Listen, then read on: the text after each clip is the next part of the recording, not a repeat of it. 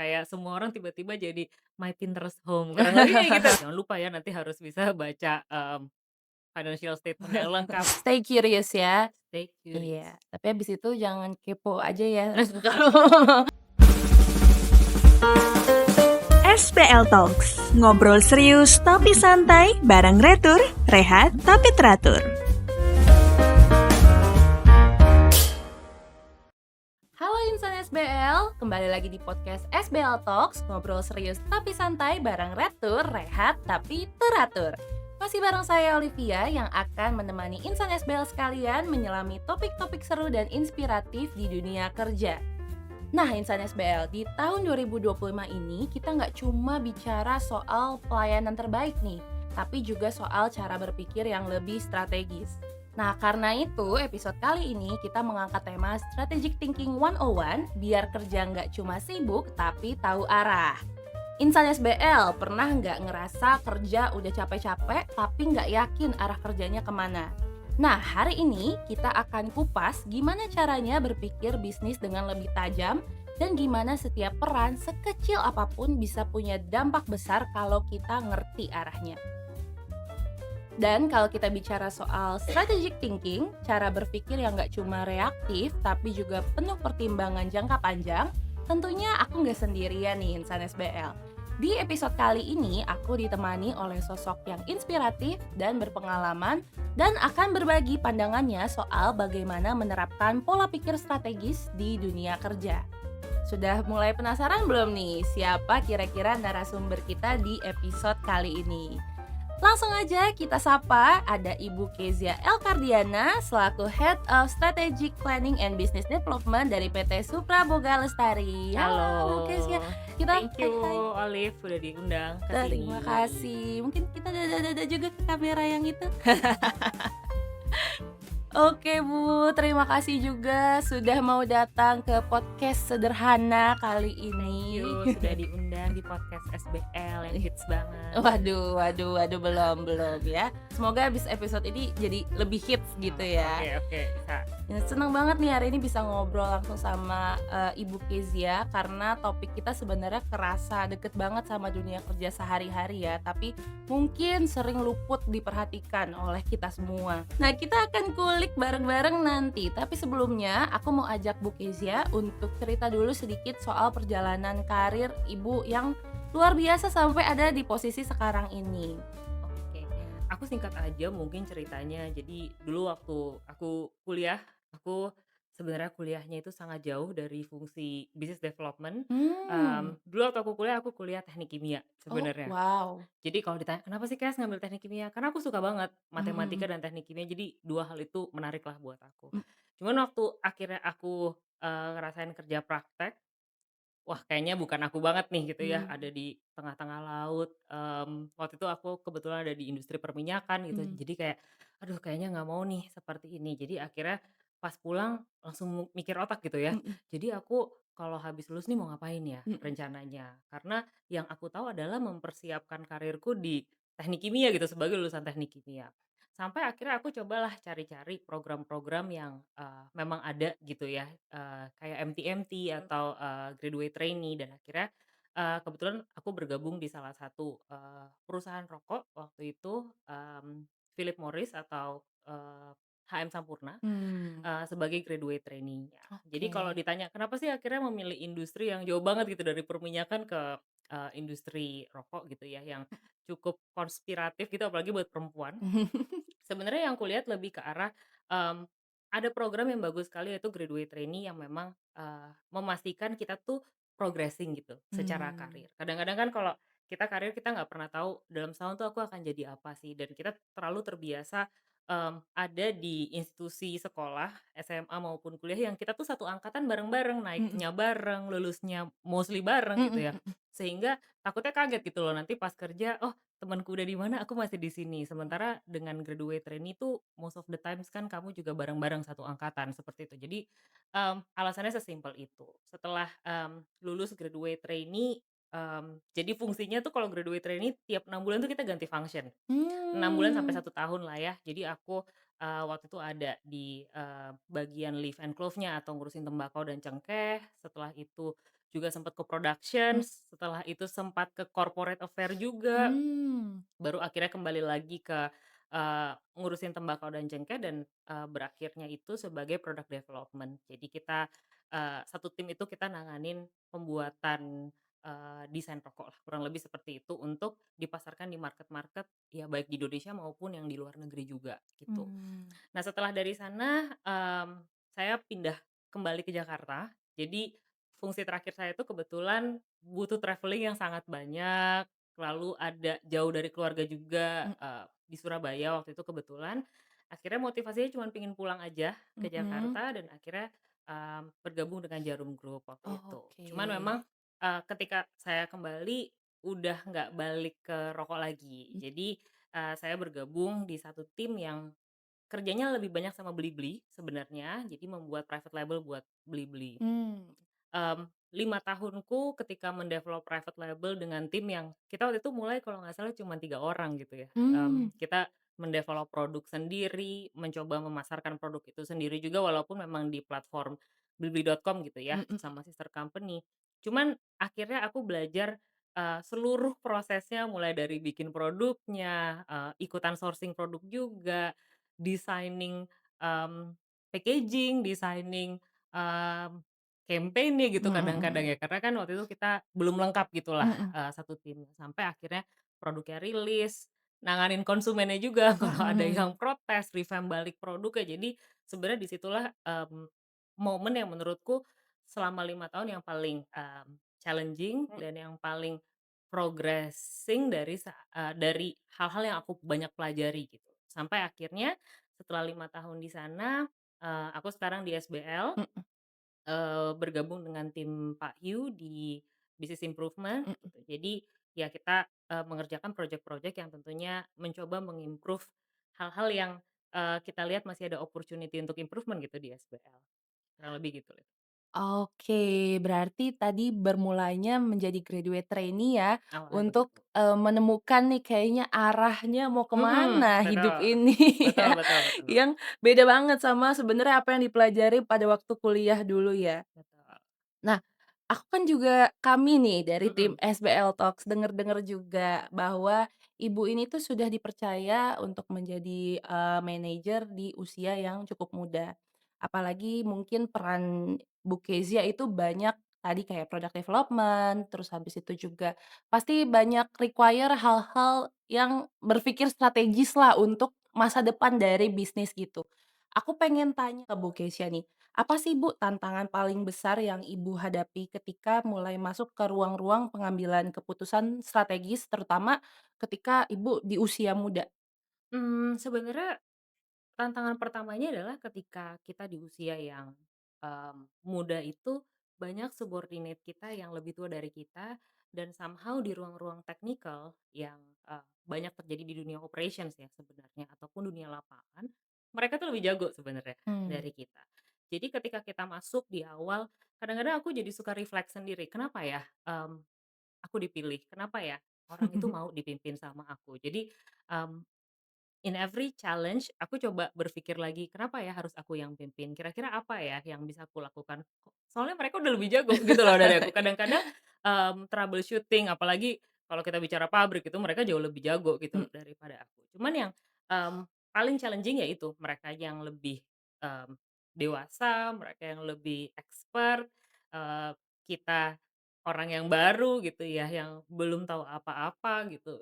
Cuman yang kulihat adalah bagaimana manajemen ini mempercayakan anak-anak yang masih muda, yang istilahnya, eee, outsiders I would say, karena kita tuh datang dengan pikiran yang sangat open minded Mmm. dan, sebenarnya datang sebagai kanvas putih Iya. yang, not knowing biasanya tuh begini loh, Iya. kita tuh tidak pernah tahu biasanya tuh gimana. Nah itu justru sebenarnya yang akan memunculkan ide-ide baru, yang, membuat hal-hal yang kadang-kadang nggak pernah terfikir sama orang-orang yang sudah, biasanya tuh begini loh Mhm. caranya gitu. Jadi harapannya itu adalah seperti itu sebenarnya mengapa, banyak sekarang kayaknya trennya juga begitu ya Liv, Iya. sekarang aku lihat juga banyak anak-anak yang, usianya juga masih muda tapi sudah dipercaya untuk sebuah tim which is very good, dengan harapan ya itu tadi, pikirannya masih fresh, Mhm mhm. idenya masih baru, Mhm masih very original dan kadang-kadang mungkin kayak contohnya, anak teknik kimia ditaruh di corporate affair gitu. mhm. Pasti cara pikir kita terhadap sebuah masalah itu beda, "Oh kalau aku harus, ambil datanya dulu, aku maunya di Excel dulu." Sementara mungkin approach orang yang non technical akan berbeda, "Oh ya udah aku akan langsung ketemu siapa siapa siapa." Nah itu Mhm yang, mhm. akan membedakan tapi jadinya sangat berwarna gitu ya, Ya. karena kita punya pandangan yang banyak dari orang-orang yang berbeda-beda. Mhm mhm. I see. Berarti mungkin kalau ditanya tadi tantangan terbesarnya adalah memimpin orang-orang yang kelihatannya memang sudah lebih ekspertis gitu Betul ya, sudah betul. bertahun-tahun berada di posisi tersebut. Tapi justru malah dari Bu Kesia yang masih muda itu quality kanvas kosong tersebut ya yang yang dibutuhkan gitu ya, supaya ada bisa muncul ide-ide baru, ide-ide segar baru dan dari sudut pandang lain gitu ya. Oke oke, menarik sekali Bu perjalanannya. Nah, dari cerita tadi kita bisa lihat juga bahwa usia sebenarnya bukan jadi batasan ya Mhm. kalau memang, punya, visi dan kemampuan dan tentunya kemauan untuk kita berpikir strategis. Nah, ngomong-ngomong nih Bu soal berpikir strategis, kita sering dengar nih istilah business acumen. Mhm. Tapi sebenarnya apa sih maknanya dalam konteks kerja kita sehari-hari, terutama kita bahas mengenai perusahaan kita tercinta di dunia retail. Nah, maka dari itu kita akan masuk ke segmen selanjutnya nih yang akan membahas mengenai business acumen. Kita melihat bisnis tuh harus secara keseluruhan, bukan cuma tugas aja. Seringkali kita terlalu fokus menyelesaikan tugas harian sampai lupa melihat sebenarnya kerja kita ini tuh berdampak kemana sih untuk bisnis. Padahal di balik setiap aktivitas, entah itu mungkin kita display barang atau melayani pelanggan atau bikin laporan, ada keputusan yang sebenarnya mungkin berkontribusi ke arah perusahaan. Nah, tadi kan aku udah bilang nih di segmen ini kita akan bahas soal business acumen. Aku pengen nanya langsung nih ke Bu Kezia mengenai, topik ini ya. Menurut Ibu sendiri, apa sih sebenarnya makna dari business acumen itu sendiri, khususnya tadi dalam konteks perusahaan kita, perusahaan retail seperti SBL? Mmm. Business acumen tuh sebenarnya kalau kita cari, mmm, dari buku-buku atau dari sesimpel search Google gitu ya, pengertian business acumen tuh banyak sekali sih sebenarnya. Ada yang mengartikan business acumen tuh artinya, oh orang yang very resourceful, orang yang tahu banyak hal, sehingga ketika melihat sebuah masalah dia bisa kasih, mmm, solusi dari banyak sisi gitu. Ada juga yang bilang bahwa, oh, kalau misalkan business acumen itu yang paling topnya pasti dimiliki oleh pemimpin yang paling atas gitu, sehingga benar kata Olive tadi, kadang-kadang ketika kita nggak ada di, level yang paling atas itu kita rasa kayaknya, apa sih itu business acumen gitu ya. Betul. Cuman mungkin kalau if I can simplify gitu, business acumen buatku sendiri setelah membaca beberapa resource gitu ya, yang paling nyantol sama aku tuh mungkin apa yang Warren Buffett bilang gitu ya. Mmm, Dia bilang, "Business acumen itu sebenarnya adalah pola pikir di mana kita sebagai karyawan itu sebenarnya berpikir seperti owner." Nah, pikiran seperti owner tuh maksudnya tuh gimana gitu ya. Jadi ada 3 hal yang, dijelaskan. Pertama, sesuatu yang terjadi, apapun yang terjadi itu kita sebutnya fenomena gitu ya. mmm, Seorang owner itu ketika melihat fenomena, dia akan ngelihat, oke, fenomena ini dari fenomena yang terjadi gitu ya, ada kebutuhan apa sih? Bisa kebutuhan gimana mengatasi hal itu, ataupun bagaimana mencegah hal itu jangan sampai kejadian lagi nih mhm, di, masa depan. Nah, dari kebutuhan apa yang harus dia lakukan, disitulah dia bisa mengambil opportunity-nya apa nih, "Oh, dari kebutuhan ini aku bisa menghasilkan yang ini, aku bisa pakai cara yang seperti ini." Dan akhirnya nanti bisa berbuah baik gitu ya buat si perusahaan tersebut. Jadi kalau dibilang bisnis acumen apa, sesimpel kita mencoba berpikir seperti owner yang tentunya kalau kita memiliki bisnis sendiri kayak kalau Olive punya bisnis, mmm, yang kita paling nggak mau apa? Bisnisnya rugi. betul, Kenapa? Kalau bisnisnya rugi aku nggak makan dong, ya betul, berarti. Jadi kita akan melakukan apapun usahanya supaya bisnis ini make it, supaya bisnisnya tidak cuma tahan 1 bulan, 2 bulan, tapi bisnisnya bisa tahan tahunan, bisa pass through generations, nanti anaknya Olive juga bisa, nerusin lagi kalau betul, bisa sampai cucunya. Mmm, those kind of mindset, that I would say, a business acumen gitu dan sepertinya business acumen di tiap, profesi di tiap bisnis itu nanti akan beda-beda. Mhm, Kayak misalkan contohnya, misalkan aku ada di retail gitu ya, mungkin bisnis acumen-ku bukanlah gimana caranya nyeting mesin mixer bet gitu, yang adanya di pabrik yang lain gitu ya, tapi gimana ya caranya scheduling yang baik, supaya aku nggak overwork satu orang. Gimana ya caranya supaya, pe task pembagian task lah ya yang terjadi di toko itu tidak berat ke satu sisi supaya orang-orang itu tidak merasa, "Oh cuman aku doang yang kerja sementara yang lain bisa santai." Lebih ke sana sih menurutku, business acumen. Oke, jadi kalau secara singkatnya tadi dibilang cara berpikir di mana kita menganggap bahwa pekerjaan itu atau bisnis itu adalah punya kita sendiri gitu Iya, ya. iya. Kayak belonging-nya tuh tinggi gitu terhadap Betul, bisnis betul. itu. Dan tadi dibilang juga bahwa mungkin untuk tiap industri akan berbeda karena konteks pekerjaannya juga berbeda gitu Betul, ya. betul. Oke. Nah, tadi kan Kakak juga sempat mention ya, ini sangat menarik nih buat aku bahwa dipikir bisnis acumen tuh cuma yang top level aja yang Mmm. perlu punya gitu loh. Aku mungkin mau nanya ya, kenapa sih kemampuan ini tuh sebenarnya penting gitu untuk dimiliki semua karyawan, bukan cuma top level aja gitu? Wah, kenapa kita butuh semua orang punya business acumen gitu ya? Again business acumen itu bukan artinya kita harus mampu baca financial Mhm statement, mhm mhm.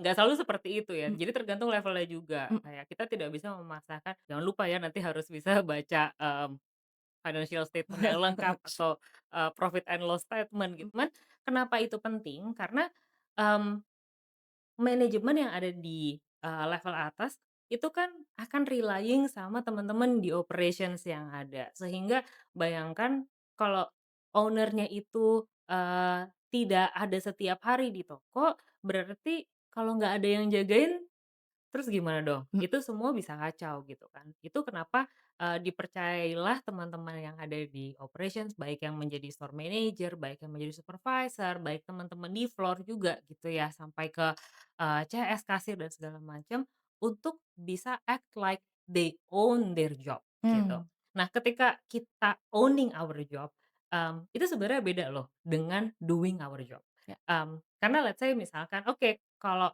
sebatas doing our job, ya udah aku cuman melayani aja, pelanggan-pelanggan ini gitu ya, diminta untuk, potong daging, ya aku potong aja gitu. Cuman kalau kita owning the job, kita bisa tanya loh, "Ibu maaf ini dagingnya untuk apa ya?" "Oh saya mau mmm, masak rendang." "Oh Ibu kalau rendang mungkin Ibu bisa coba nggak daging yang ini? Karena kalau mhm yang ini agak keras nih Bu." Jadi hal-hal seperti itu sebenarnya adalah business acumen yang semua orang harus punya. Or misalkan contohnya juga, mmm, kita kan sering di toko itu ada promotions gitu ya, ya, dari brand lah misalkan mau push, "Tolong dong promosiin barang ini." Cuman let's say kebetulan tempatnya kurang baik sehingga nggak jalan gitu loh ya. promonya.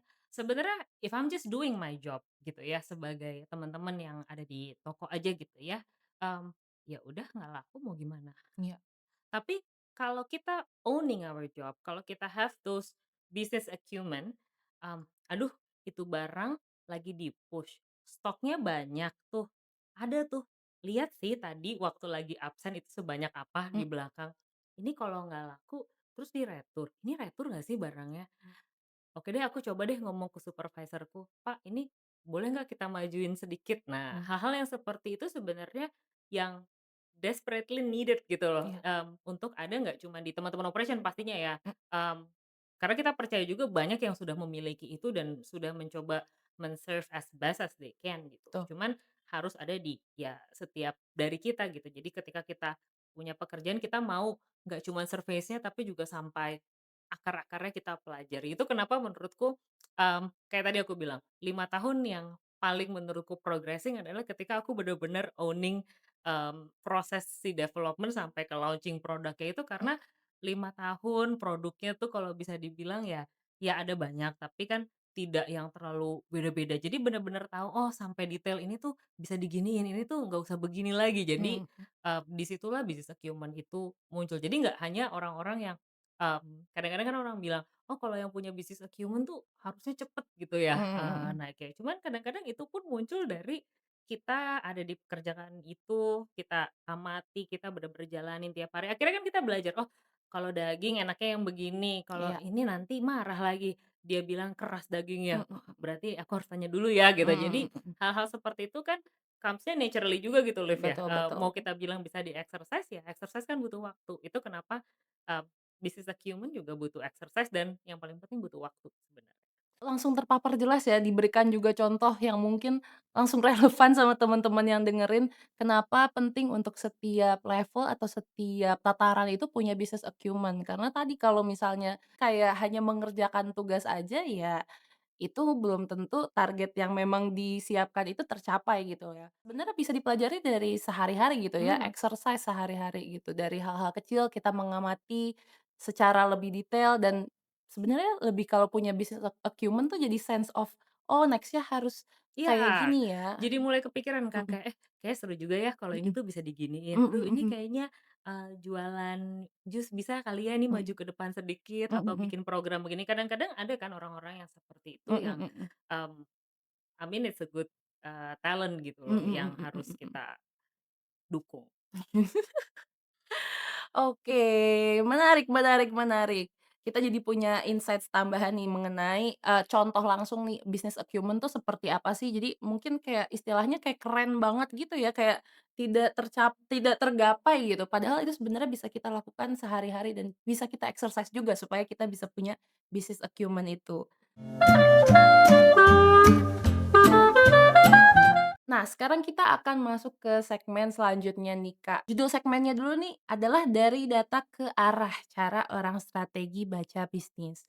Karena kan kita di sini mungkin juga mau belajar ya, Kak, gimana sih supaya selain tadi mengenai business acumen, yang denger ini mungkin pengen bisa jadi lebih strategis gitu ke depannya, mungkin melakukan sesuatu based on data yang ada gitu. Nah, aku mau tanya nih ke Bu Kesya, dalam peran ibu di strategic planning, seberapa besar peran data dan angka dalam pengambilan keputusan?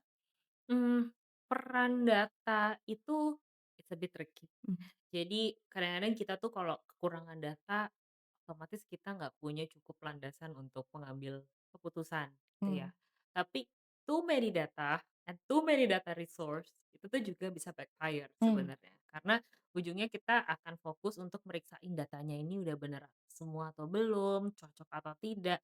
Jadi proses pengambilan keputusan nanti lama gitu. mmm, Jadi, I would say it's a bit tricky, tapi ya, memang isinya itu gitu, mhm. dan penting memang. Oke, jadi sebenarnya harus bisa balance ya data yang kita punya Mmm. kalau bisa ya? Betul. Jadi kalau yang kulihat sih Liv, tidak berangkat dari, oke data apa sih yang aku punya gitu. Kadang-kadang kalau kita berpikir, "Oh aku punyanya data apa ya?" Jadi kita tuh cari-cari data, terus datanya jadi banyak gitu kan ya. Mhm Ada data, dari source SAP mhm misalkan, ada data dari toko, ada juga data dari, siapa lagi gitu ya. Ujungnya nanti kita tandingin datanya, terus kita pusing sendiri gitu. mhm mhm Kok datanya beda? Oh, kok data market yang ini begini sih? mhm Nah, jadi paling baik sebenarnya adalah kita tuh bikin dulu sebenarnya, oke kita mau bikin analisis yang seperti apa sih? Analisisnya tuh arahnya mau seperti ini loh. Dengan analisis seperti ini, data yang aku butuh tuh data apa? mmm, Jadi apakah aku tuh sebetulnya butuh melihat data makro datanya, nasional gitu iya, ya, atau di, masalah ini aku harusnya ngelihat data toko aja, mhm kira-kira mau aku batasi hanya cukup Jabodetabek, cukup RM, cukup FM, itu sebenarnya bisa kita buat dari awal ketika kita bikin analisis. Jadi, mmm, supaya kita nggak overwhelmed dan tidak merasa, kita tuh kurang." Karena mhm kadang-kadang mhm orang mhm, tuh, "Aku nggak bisa bikin karena datanya kurang ya." iya iya, Either that atau ya kita belum tahu mau analisis apa gitu sebenarnya. betul Jadi betul. kerangka berpikir dan, kerangka analisisnya dulu kali ya, baru datanya kita pilih datanya mau apa. Oke, jadi tadi peran data itu memang penting ya, tapi yang lebih penting lagi adalah kita, bikin dulu nih, kita sebenarnya tuh apa yang mau Mmm, dianalisis. Jadi bisa membatasi perlunya datanya tuh apa aja dan perlunya datanya semana. Karena mungkin based on pengalaman juga ya, kebanyakan data jadinya malah jadi pusing heeh, dan narik data itu kan, adalah sebuah kesulitan tersendiri gitu ya. Maksudku betul, adalah itu membuang-buang waktu banyak orang juga gitu. Kalau apalagi kalau datanya kamu nggak bisa tarik sendiri, kamu butuh minta tim toko iya, tarikin atau mungkin dari tim, data yang tarikin, itu kan working hour-nya mereka tuh buat kita gitu loh Mhm sebenarnya. mhm Jadi mhm. sebisa mungkin kita coba lihat apa yang kita bener-bener butuh baru kita mintain gitu. Oke, ini insight yang menarik ya. Tapi aku mau tanya juga nih Bu, Mmm, pernah nggak sih Bu dari mungkin pengalaman Ibu selama ini ketika mau ngambil keputusan, terus habis itu kan ngecek data dulu nih ya, data betul yang betul. ngumpulin data dulu dan ngecek dulu. Pernah nggak sih Ibu menemukan insight menarik dari data yang awalnya mungkin disepelein gitu, kelihatannya kayak biasa aja, tapi malah ternyata data itu mungkin something gitu. Mmm. Pernah nggak sih pengalaman itu? Sebenarnya kalau data itu, tergantung datanya dari mana gitu ya, Mhm itu mhm. tadi. Jadi every data source speaks different language gitu Mhm menurutku mhm ya, mhm. dan tergantung kitanya juga mau mengartikannya seperti apa. Cuman kalau yang kita lihat mungkin selama ini, kita selalu punya landasan dari data-data yang sifatnya formal gitu. Maksudku data formal mungkin data-data yang dari agensi yang terpercaya gitu, yang kita harus subscribe, Iya, bayar gitu ya, atau data-data ya data-data kita mmm, sendiri gitu ya, kita kulik terus tanpa kita sadari bahwa, trennya konsumen itu juga berubah mhm gitu loh. mhm. Kadang-kadang misalkan kita lihat, "Aduh ini kok ada satu SKU yang naik banget nih, Mhm, kayaknya bagus nih, udah kita beli banyak gitu ya. Tapi ternyata kita lupa gitu loh melihat bahwa selain ada kenaikan transaction, selain ada kenaikan pembelian, ternyata, oh ternyata ada promo loh, dan ini mhm, deep discount yang memang di-support sama brand-nya. mmm, Jadi aku salah dong iya, ambil keputusannya, aku udah terlanjur pesen banyak barang, ternyata kalau nggak dikasih diskon barangnya nggak gerak. iya, Ternyata ini gara-gara dia lagi pakai KOL. Nah, mhm misalkan mhm, seperti itu. mhm, Sehingga dari situ banyak sekali aku belajar bahwa, oh kalau ngelihat data tuh nggak cuman boleh dari data satu data, makanya iya, kita tuh butuh di-crossing dengan beberapa data untuk mhm, ngecek ini benar-benar reliable atau enggak sih. mhm, Nah, kadang-kadang data yang tersedia itu ya seperti itu gitu loh, mhm, secara gamblang seolah-olah bilang, "Oh ini trennya jelek, mhm, ini growth-nya nggak bagus," gitu. Tapi sebenarnya kalau kita lihat lagi dari let's say misalkan kita cross dengan datanya Google Trends mhm, atau kita coba kita sendiri mengamati di sosial media gitu ya, hal-hal yang tidak papar di data-data yang formal tersebut sebenarnya bisa jadi tambahan buat, kita gitu. Seperti waktu, aku inget banget waktu kita lagi Covid ya, waktu mhm, itu kan, kayak semua orang, itu mendekorasi rumahnya gitu mhm loh, mhm. kayak semua orang tiba-tiba jadi My Pinterest Home, kurang lebih kayak gitu kan ya. Jadi kayak, aduh mau dari e-commerce yang lain, mau yang sebenarnya harga cuma 30.000 tapi kalau di foto nih pokoknya kayak yang di Pinterest-Pinterest itulah gitu Mmm, ya. mhm, Dan tren tersebut tuh hype banget gitu loh, iya, semua orang ya karena semua orang anyway di rumah gitu mhm kan ya. mhm, Sehingga akhirnya waktu itu kita berpikir, "Yuk kita coba yuk masuk ke sini," gitu ya. Of course itu semua juga, datangnya dari arahan, atasanku, cuman kalau kita hanya pakai landasan dari data yang kita punya, data formal ya, iya, kita nggak akan pernah masuk ke sana. Karena historically sebelum Covid terjadi, itu barang nggak pernah ngetren gitu. iya, Itu barang yang biasa aja dan mhm, even, "Hah, masa sih jualan begini bakal untung? Ah, kayaknya enggak ah." Mmm, ada dong barang-barang yang istilahnya kita pikir seperti itu iya, gitu ya. Tapi pada saat kita lihat sosial media, kita lihat di Instagram, kita lihat move-nya orang-orang tuh kok jadi pada dandanin rumah, kok mmm, jadi ada banyak konten influencer yang, bangun-bangun rumah tuh iya, lagi tiba-tiba ngehits gitu kan. mhm, Tapi kayaknya ada nih opportunity-nya. Nah, akhirnya masuk ke sana dan ya puji Tuhan brand yang ada kita bikin itu sampai sekarang juga masih ada gitu ya. mmm, Jadi, that's how kita akhirnya mencari, mmm, second options gitu loh. mhm Karena kalau mhm. hanya dari data formal, I don't think kita akan comes to that opportunity gitu. Oh, wow, ini sebuah insights lagi yang sangat amat, bermanfaat ya. Jadi sebenarnya banyak data yang quote unquote informal, padahal itu sebenarnya bisa jadi bantuan untuk kita, untuk decision making dan juga ternyata kalau kita coba ada impact-nya juga gitu ya. Alright, that's why menurutku anak-anak muda itu yang, amat sangat sering mengakses dunia luar Mhm. melalui social media dan different kind of social media, amin, mereka itu adalah orang yang bisa men-challenge.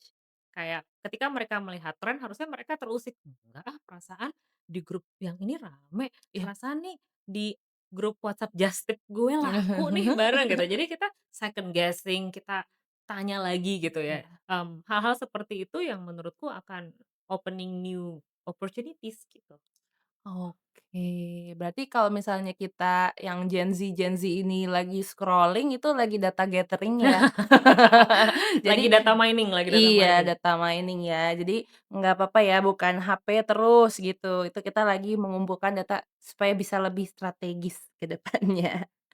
Oh, menarik banget dari segmen 3 ini kita jadi paham nih, pentingnya tadi pertama membatasi mungkin data yang kita punya ya, nggak Mhm, selalu lebih banyak itu lebih bagus ya. betul. Dan selanjutnya adalah ada juga ternyata data-data yang mungkin informal gitu ya, nggak cuma harus selalu yang kita subscribe, Mhm. yang verified, yang ditarik dari SHP gitu. Padahal sebenarnya ya yang kita amati di dunia luar ini semuanya juga data gitu ya, Kak. Betul, kan sebenarnya juga ada ya metode-metode pengambilan data yang lain gitu. Mhm. Seperti kadang-kadang kita mau tanya langsung ke konsumen kita, karena misalkan ketika kita baca data nasional, aduh konsumenku kan bukan segenerik itu gitu. Iya. Aku mau tanya yang sesuai sama konsumenku aja deh supaya, keputusanku akan lebih tepat. Itu juga mungkin kita lakukan. Sifatnya tidak informal tapi ya tidak nurut sama apa yang secara national trend terjadi kan gitu. Oke, seru banget ya kita hari ini udah ngobrolin gimana caranya data bisa bicara dan mengarahkan kita ke keputusan-keputusan yang besar gitu. Tapi nih sebelum kita mau tutup obrolan kita hari ini yang singkat, padat, dan bermanfaat sekali bersama Ibu Kezia, kita akan masuk dulu ke sesi yang sedikit santai ya, kita cooling down dulu. Kita punya segmen yang cepat tapi seru, semacam cooling down session gitu, dan sebenarnya tujuannya juga biar pendengar juga bisa kenal Bu Kezia dari sisi yang lebih personal gitu Wow ya. wow, takut banget. Segmen Ini takut banget. siapkah? Segmen yang menakutkan. Segmen yang menakutkan ini namanya adalah rapid fire question. Rapid fire, Ya, oke. jadi aku akan menyampaikan pertanyaan, Bu Kezia bisa langsung jawab cepet aja Oke, dengan mungkin, satu satu kata, 2 kata boleh, pokoknya singkat saja gitu. ini Kalau nggak kata di-brief ya guys, nggak ini di-brief, nggak ini di-brief. nggak di-brief. Kalau kata Kak Gem singkat saja gitu Singkat saja, jawabnya oke ya. siap Oke, siap ya? siap. Aku akan masuk ke segmen rapid fire question. Pertanyaan pertama, apa buku atau podcast yang paling membuka cara pandang Ibu soal bisnis? Kita Wiryawan, Endgame, Oke, itu podcast, buku. podcast Podcast podcast. Gita Wirjawan Endgame gitu ya, catat nih teman-teman ya. Pertanyaan kedua, lebih suka kerja di ruang meeting atau turun langsung ke lapangan? Di ruang meeting ya, di ruang meeting. Kenapa tuh agak-agak terputus nih jawabannya? Soalnya, waktu awal karir aku di lapangan terus, Hmm, ya sekarang kayaknya ruang meeting ya, biar oke. biar dingin biar Iya dingin, biar dingin heeh, ya, biar nggak biar nggak panas-panasan panas. ya. Oke baiklah, di ruang meeting jawabannya. Pertanyaan nomor 3, pilih rencana matang atau adaptasi cepat? Adaptasi cepat. Weh, agile nih, paling Aja. agile. Soalnya biasanya yang matang-matang nanti ujungnya diejalin lagi. Sebuah pengalaman Sebuah ya. sebuah setting. Baik, kalau begitu adaptasi cepat ya. Pertanyaan nomor 4, kalau bukan di dunia strategi bisnis, Ibu pengen kerja di bidang apa? Marketing. Wow, apakah akan apakah akan Apakah membelok? ini adalah career aspiration? Oh gitu nggak? Waduh, kita Oke. doakan saja yang terbaik ya. Oke, pertanyaan terakhir. Satu prinsip hidup yang selalu Ibu pegang sampai hari ini? This too shall pass. Wah, this too This shall too shall pass. pass. Itu dia rapid fire question kita pada hari ini. Kita kasih tepuk tangan. Ya nggak serem kan? Mhm, Ya. yang tahu terus kayak, "Oh shit." Gak kerasa ya Bu, obrolan kita hari ini sudah sangat membuka wawasan. Dari tadi pertama kita membahas mengenai pentingnya punya business acumen nih, lalu juga mengenai data dan sampai sisi-sisi personal dari Bu Kezia yang udah sedikit kita gali tadi melalui rapid fire question. Sebelum kita benar-benar pamit nih, ada 2 pertanyaan terakhir yang rasanya pas banget untuk menutup episode kali ini. Pertama Bu, aku pengen tanya, Untuk teman-teman insan SBL yang ingin mulai berpikir strategis dalam pekerjaan mereka, ada tips gak sih Bu atau langkah awal yang mungkin bisa mulai dilakukan dari sekarang? I think look beyond your job descriptions. Stay curious. Kayak pastikan kita kerja itu ada timnya gitu ya. Walaupun kayak tim-tim yang kecil pun kita punya atasan. Kita harus mulai curious teman kita tuh ngapain sih, atasan kita tuh ngapain sih, Mmm, orang lain yang duduk di sebelahku tuh kerjaannya ngapain sih. Supaya curiosity itu membangun kamu jadi nyari tahu. Nah dengan kamu nyari tahu kan kamu jadi tahu. Mhm, Nah itu sebenarnya memperkaya bisnis acumen kamu gitu mhm. ketika udah mulai tahu, oh si ini begini, yang satu praktisnya seperti itu. Nanti ketika kamu ketemu problems atau fenomena, nggak harus problems ya, ketemu fenomena kamu bisa, oh kira-kira di sini mereka butuh apa, kira-kira opportunity-nya apa dari sini. Jadi stay curious, Wow, oke. Jadi pesannya untuk teman-teman yang mau mulai berpikir lebih strategis, stay curious ya. stay curious. Iya, tapi habis itu jangan kepo aja ya, kalau kalau bisa dipelajari juga gitu. Next-nya pertanyaan terakhir banget nih Bu, bener-bener terakhir. Kalau Bu Kezia bisa menyampaikan satu pesan untuk seluruh insan SBL dari yang bekerja di head office sampai teman-teman di toko soal pentingnya cara pikir strategis, kira-kira apa yang Ibu ingin sampaikan? Hmm, again, menurutku kita nih as a team nggak mungkin jalan pisah-pisah. Walaupun, kita kerjanya tempatnya berbeda, yang kita kerjakan juga berbeda, cuman sadar tidak sadar kita tuh saling butuh satu sama lain gitu. Sehingga kalau misalkan, semua orang itu tahu dia itu dibutuhkan, artinya kita semua itu valuable loh. Setiap individunya yang ada di SBL itu very valuable, sehingga kita juga harus menghargai apa pekerjaan yang kita terima, kita lakukan dengan baik, dan hopefully ya SBL akan jadi bisnis yang lasted sampai nanti lebih dari 10 tahun ke depan gitu ya, harapannya seperti itu. Amin. Amin, oke. Jadi kita saling membutuhkan satu sama lain Mhm. gitu ya, setiap dari kita itu valuable. Oke, itu pertanyaan terakhir untuk, episode kita pada hari ini. Terima kasih Terima banyak Bu Kezia kasih. untuk insight dan cerita-ceritanya yang luar biasa Thank hari you. ini. Semoga obrolan tadi bisa jadi pemantik buat kita semua insan SBL yang mendengarkan atau menonton untuk nggak cuma fokus menyelesaikan tugas, tapi juga memahami dampaknya, melihat arahnya, dan jadi bagian dari strategi besar perusahaan. Terima kasih untuk seluruh insan SBL yang sudah setia menonton sampai akhir. Kalau kamu merasa podcast ini bermanfaat, jangan ragu untuk share ke teman-teman kamu dan pastikan kamu sudah subscribe di channel YouTube SBL Talks dan follow Instagram di live@sbl. Kamu juga bisa menikmati podcast ini melalui platform Spotify di channel Spotify SBL Talks pada segmen Retur. Dan akhir kata, sekali lagi terima kasih Bu Thank you, Kezia. Olive, thank you Terima tim kasih. semuanya. Akhir kata, sampai jumpa di episode berikutnya hanya di SBL Talks, ngobrol serius tapi santai bareng Retur, rehat tapi teratur. See you, bye-bye!